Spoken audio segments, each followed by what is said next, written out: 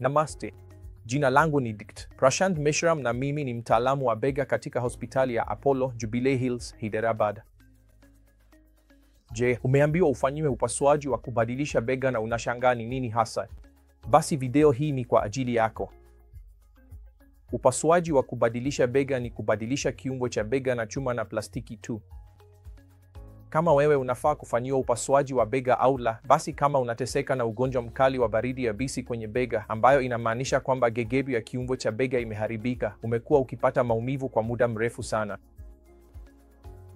Halafu, kama mtu alipata kuvunjika vibaya kwa bega na haiwezi kutengenezwa, hasa kwa watu wazee, hao ni wagombea wazuri wa upasuaji wa kubadilisha bega. Kama mtu anateseka na ugonjwa wa baridi yabisi ya viungo, au kama mtu alikuwa na matatizo mengi ya bega kutoka mahali pake na sasa imegeuka kuwa baridi yabisi, basi hao pia ni wagombea wazuri wa upasuaji wa kubadilisha bega. Sababu nyingine kuu ya kufanyiwa upasuaji wa kubadilisha bega ni jeraha la rotator cuff, ambalo limekuwepo kwa muda mrefu sana. Hili ni jeraha la kano la misuli ambalo hutokea mara nyingi kutokana na kuanguka au ajali yoyote, lakini haligunduliwi mapema au kuna ucheleweshaji katika matibabu ambao husababisha baridi yabisi ya hali ya juu. Sasa, upasuaji huu wa kubadilisha bega ni nini hasa? Kimsingi inamaanisha kwamba gegedu na mifupa iliyoharibika kwenye kiungo cha bega hukatwa na kisha tunabadilisha na chuma pamoja na plastiki. Kwa sababu uso wa chuma na plastiki ni laini na unalingana vizuri, yaani vinaendana vizuri, harakati za kiungo cha bega zinakuwa bila maumivu. Na hii inasaidiwa na nguvu ya misuli ili uweze kusogeza bega lako na kufanya shughuli nyingi za kila siku. Sasa, unafanyaje upasuaji huu?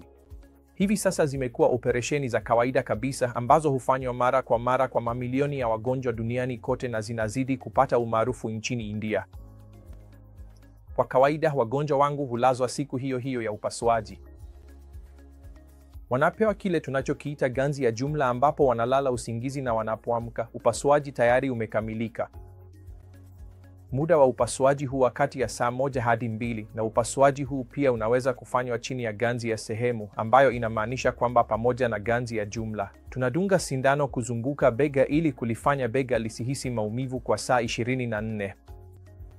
Hii inamaanisha kwamba kwa saa 24 za kwanza ambapo tunatarajia maumivu makali zaidi ya upasuaji, huu mshituko wa bega au nerve block utaondoa maumivu yote. Hii inamaanisha kwamba upasuaji wako utafanyika bila maumivu makali, hasa katika saa 24 za kwanza. Kwa hiyo, katika hizi saa 3 za kwanza unapofanyiwa upasuaji, kuna timu nzima ya madaktari, wauguzi na wafanyakazi wa chumba cha upasuaji wanaokutunza. Sisi hapa Apollo Hospital Jubilee Hills pia tunatumia teknolojia inayosaidiwa na kompyuta, ambayo inamaanisha tunapanga upasuaji wako wote kwenye kompyuta na kisha tunatekeleza mpango huo wakati wa upasuaji. Na teknolojia hii inatusaidia kufanya upasuaji wetu kwa usahihi mkubwa sana. Ikiwa unahitaji msaada na mwongozo wetu ili kupata upasuaji bora wa kubadilisha bega, tafadhali wasiliana nasi. Tupo hapa Apollo Hospital Jubilee Hills kuhakikisha unapata huduma bora ya afya unayohitaji. Asante sana.